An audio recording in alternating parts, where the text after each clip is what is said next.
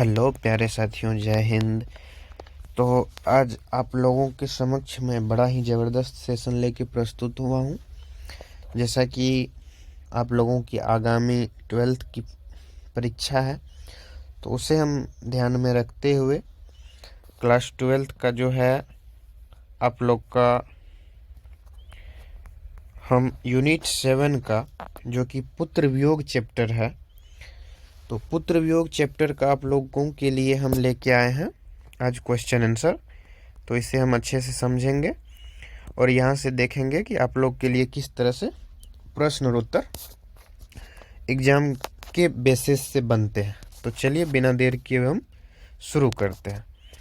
तो जैसा कि आप लोग स्लाइड पे देख रहे हैं, क्लास 12th हिंदी अध्याय 7, शीर्षक का नाम हो जाता है साथियों पुत्र वियोग। शीर्षक अर्थात जो इस पाठ का नाम है, इस चैप्टर का नाम है, उसका नाम क्या हो जाता है साथियों? पुत्र वियोग नाम हो जाता है। और इसके कवित्री जो है अर्थात लेखिका हम कह सकते हैं। जैसे हम पुरुष में कवि या लेखक कहते हैं, उसी तरह से हम स्त्री में क्या बोलेंगे? इसे कवित्री बोलेंगे या लेखिका बोलेंगे। और यह एक राष्ट्रभक्त कवि थी, जैसा कि आप लोग इसके पिक्चर में यानी फोटो में देख रहे हैं। आई होप आप लोग अच्छे से समझ रहे होंगे। यह राष्ट्रभक्त कवित्री थी और इसका नाम हो जाता है सुभद्रा कुमारी चौहान। साथियों, इसका जन्म जो है 16 अगस्त 1904 ईस्वी में हुआ था। कब हुआ था साथियों? 16 अगस्त 1904 ईस्वी में। और इनका निधन कब हो गया? 15 फरवरी 1948 ईस्वी में इनकी मृत्यु हो गई थी, जैसा कि आप लोग देख रहे हैं। बाकी इसका हम जब लेखक परिचय करने लगेंगे, एक अलग से वो सेशन रहेगा, उसमें इसकी सारी जानकारी दी जाएगी। फिलहाल यहाँ पर हम लोग क्वेश्चन आंसर कर रहे हैं, तो कुछ चीज़ों को हम यहाँ इंक्लूड करते हुए चले हैं। चलिए हम समझते हैं कि कवित्री इसमें किस तरह से अपना भाव व्यक्त की है और यह सेशन को हम किस तरह से मज़ेदार बनाते हैं। तो पहला क्वेश्चन है साथियों हमारा, जो कि काफ़ी वीवीए है और ये क्वेश्चन कई बार बिहार बोर्ड में पूछा जा चुका है कि कवित्री का खिलौना क्या है। तो साथियों उत्तर है आप लोगों के समक्ष, कवित्री का खिलौना उसका बेटा। जैसा कि आप लोग साथियों जानते हैं कि कोई भी माँ रहती है वो अपने बच्चे से बहुत प्यार करती है, बहुत प्यार करती है, क्योंकि ऐसा कहा जाता है और आप सब जानते हैं कि दुनिया जब आपको जाने उसके मुकाबले 9 मंथ पहले से आपकी माँ, हमारी माँ, हम सबों को जानती है। तो जिस प्रकार एक बच्चे को अपना खिलौना अत्यंत ही प्यारा लगता है, उसके टूट जाने पर या खो जाने पर वो क्या होता है? तो अत्यंत ही दुखी होता है। उसी प्रकार माँ के लिए उसकी संतान जो भी अत्यंत प्रिय होती है। क्या होती है साथियों? अत्यंत प्रिय होती है। कोई भी है, बेटा है, बेटी है, सभी क्या होते हैं? माँ और पिता जो भी हैं उनको अत्यंत ही प्रिय होते हैं। उसके बिछड़ जाने पर माँ बहुत ही दुखी होती है। माँ क्या होती है साथियों? बहुत ही दुखी होती है। इसलिए कहा गया है कि कवित्री का खिलौना क्या है? तो कवित्री का खिलौना उसका बेटा है साथियों। कवित्री का खिलौना उसका क्या है? बेटा है साथियों। चलिए हम अगले क्वेश्चन पे बढ़ते हैं। अगला क्वेश्चन है साथियों आप लोगों का कि कवित्री स्वयं को असहाय क्यों महसूस करती है? क्या है साथियों? कवित्री स्वयं को असहाय और विवश, क्या साथियों? असहाय और विवश क्यों समझती है? तो चलिए हम जानते हैं इसका उत्तर क्या है। असहाय मतलब अकेला, और विवश, विवश हम उसे बोल या लाचार बोलेंगे। क्या बोलेंगे साथियों? लाचार बोलेंगे। लाचार और विवश हम उसे बोलेंगे जो ना कुछ कर सके। विवश मतलब लाचार, जो कुछ ना कर सके, और असहाय मतलब अकेला, जिसका कोई सहायता करने वाला नहीं हो। आई होप कि आप लोग अच्छे से समझ रहे होंगे। चलिए साथियों हम फिर आगे बढ़ते हैं।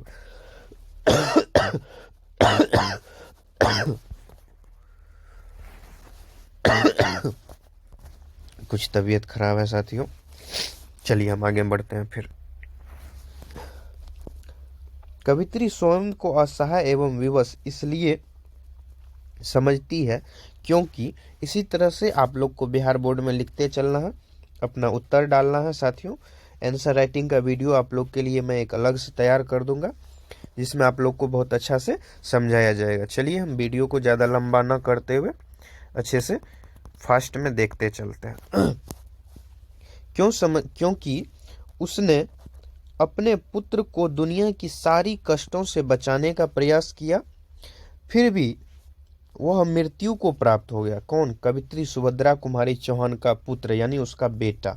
बहुत साथियों, उन्होंने अपने पुत्र को दुनिया की सारी कष्टों से बचाने का प्रयास किया। कोई भी, जाहिर सी बात है, कोई भी माँ पिता हो अपने बच्चे को हमेशा चाहती है क्या, कि वो सभी कष्टों और दुख दर्द से क्या रहे, बचते रहे। लेकिन फिर भी उसका बेटा क्या हो गया, मृत्यु को प्राप्त हो गया। ये बहुत ही हृदय विदारक घटना है साथियों, कि कोई भी माँ पिता है और उसके सामने उसके बच्चे का क्या हो जाए, निधन हो जाए।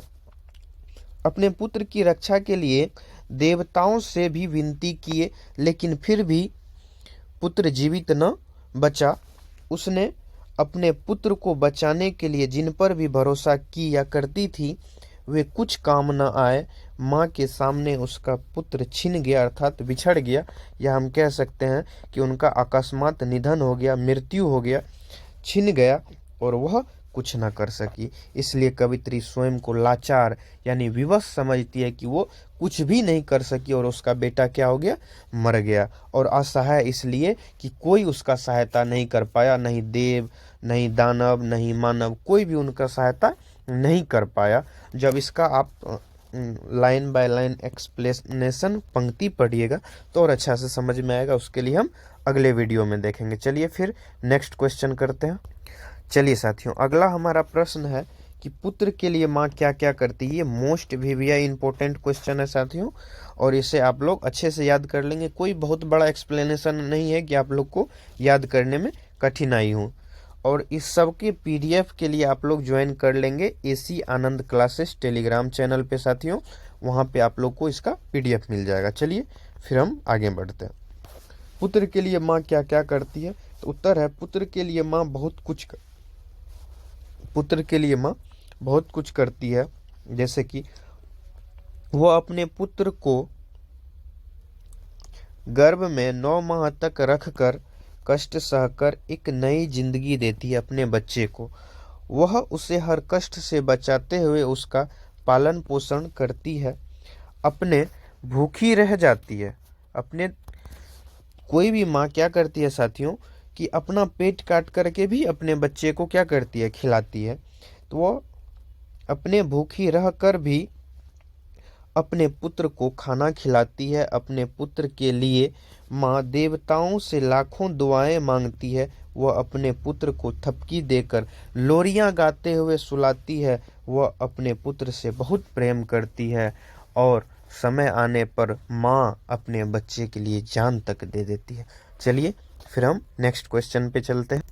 चलिए साथियों, यहाँ पर है अर्थ स्पष्ट करें। जब भी ऐसा प्रश्न आप लोग के पास आए तो उसे सबसे पहले इस प्रकार से लिखें। प्रस्तुत पंक्ति और जो भी लेखक लेखिका या कवित्री हो, आप पहले उसका नाम देंगे। क्या देंगे साथियों? पहले उसका नाम देंगे, उसके बाद आप लोग लिखना शुरू करेंगे, जैसे कि यहाँ पर दिखाया गया है। प्रस्तुत पंक्ति प्रसिद्ध लेखिका या हम कवित्री कह सकते हैं सुभद्रा कुमारी चौहान जी द्वारा लिखित पुत्र वियोग से उद्धृत है। यह कहाँ से साथियों उद्धृत है पंक्ति? पुत्र वियोग से। और पुत्र वियोग कहाँ से उद्धृत है साथियों? तो मुकुल से। कहाँ से उद्धृत है साथियों? मुकुल से। आप लोग से क्वेश्चन पूछा जा सकता है कि पुत्र वियोग कहाँ से लिया गया है, तो मुकुल से। चलिए फिर हम आगे बढ़ते हैं। कवित्री इस पंक्ति के माध्यम से बताना चाहती है कि आज चारों दिशाओं में, यानी दिशा अगर हम बोले तो साथियों 10 दिशा है, 10 दिशा है कुल, जैसे उत्तर दक्षिण पूर्व पश्चिम है। इन चारों दिशाओं को मिलाकर कुल 10 दिशाएं बनती है। जो ज्योतिष का मामला है वो कभी फिर हम चर्चा करेंगे। चलिए फिलहाल हम समझते हैं, ताकि आप लोग का वीडियो लंबा ना हो और प्रैक्टिस करने में ज़्यादा आप लोग को कठिनाई ना हो।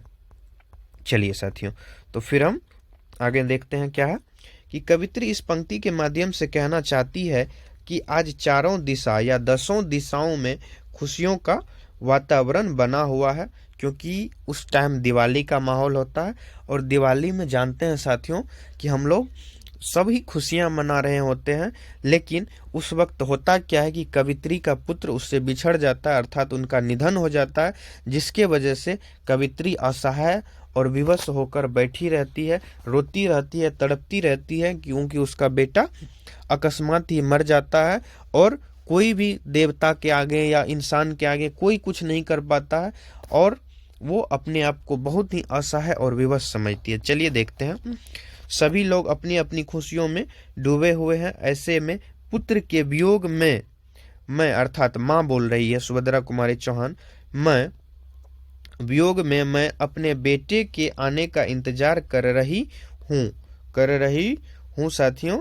पुत्र के लिए वियोग में माँ के लिए सारी खुशियाँ बेकार है, अर्थात जहाँ उसका बेटा मर गया हो उसके लिए वहाँ दिवाली क्या उसके घर और दशहरा क्या कोई खुशियाँ मायने नहीं रखती है। चलिए साथियों, मिलते हैं फिर अगले वीडियो में, तब तक के लिए जय हिंद। अगर आप लोग को इसका PDF चाहिए तो आप लोग टेलीग्राम चैनल ज्वाइन कर लेंगे, एसी आनंद क्लासेस। तब तक मैं आपका प्यारा सा सिक्के सर। अगर वीडियो अच्छा लगा हो तो वीडियो को लाइक करें, हमारे चैनल को सब्सक्राइब करें। अगर आप फेसबुक पे देखते हैं तो हमारे पेज को फॉलो करें। जय हिंद।